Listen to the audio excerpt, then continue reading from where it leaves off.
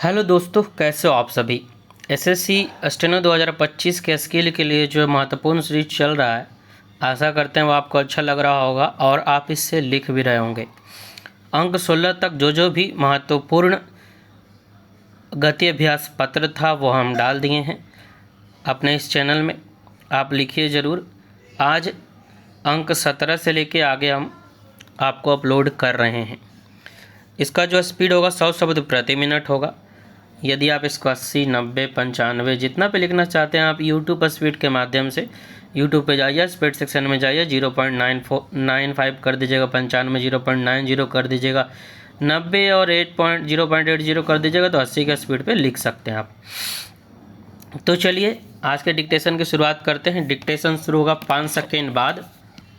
5, 4, 3, 2, 1 start.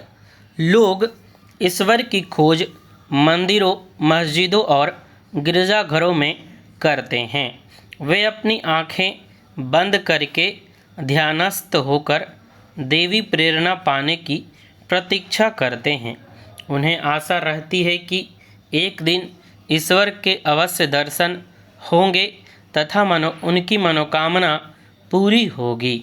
अनेक तीर्थों तथा पवित्र स्थानों में जाकर लोग यह जताने का प्रयत्न करते हैं कि उनका ईश्वर में अनुराग है, परंतु उन्हें यह ज्ञात नहीं है कि ईश्वर मनुष्य के हृदय रूपी मंदिर या मस्जिद में निवास करता है। सबसे पवित्र स्थान मनुष्य का सच्चा हृदय ही है। महात्मा गांधी ने कहा है कि महानतम सत्य ही ईश्वर है। जो सत्य के सिद्धांतों का पालन नहीं करता वह ईश्वर का भक्त नहीं हो सकता। सच्चाई पर चलने वाला व्यक्ति ही ईश्वर का सबसे अधिक निकट रहता है। ईश्वर उसके निर्मल और निर्दोष हृदय रूपी मंदिर में निवास करता है। मनुष्य जब सच्चाई का मार्ग छोड़ देता है तो वह ईश्वर से दूर हो जाता है। सत्य सागर को पार करके ही ईश्वर का दर्शन किया जा सकता है।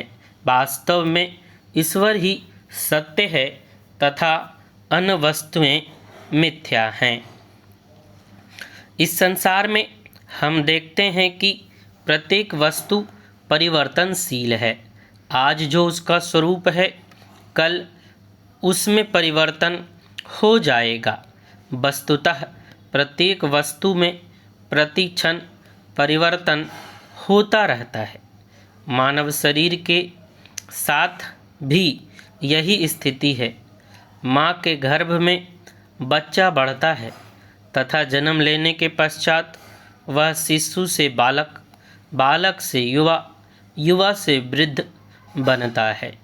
एक दिन प्राणवायु के निकल जाने पर वह शरीर जलाकर राख कर दिया जाता है अथवा अपने आप ही सड़कर मिट्टी में मिल जाता है।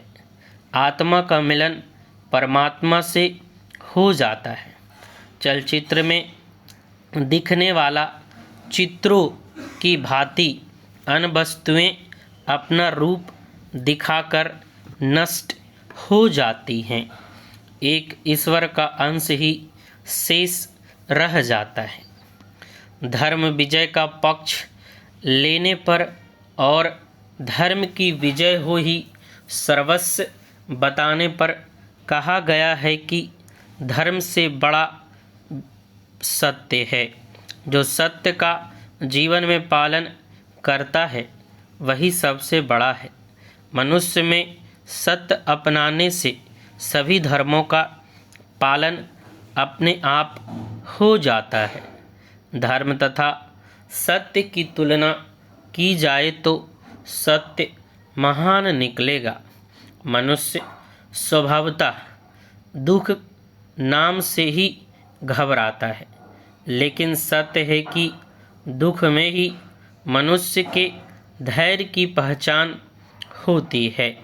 जिस प्रकार बर्तन को मांजने पर वह शुद्ध और चमकदार हो जाता है, उसी प्रकार दुख के द्वारा ही मनुष्य के व्यक्तित्व का परिष्कार होता है।